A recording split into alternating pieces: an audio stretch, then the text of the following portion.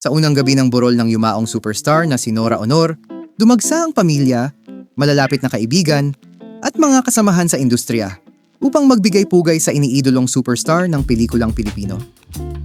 Ginanap ito sa Heritage Park, Taguig, noong Maundy Thursday, Abril 17. Isang banal na misa ang idinaos bandang alas 8 ng gabi, kung saan dumalo ang mga kilalang personalidad gaya ni Jericho Rosales, Janine Gutierrez, Imelda Papin, Ricky Lee, Robin Padilla, at marami pang iba.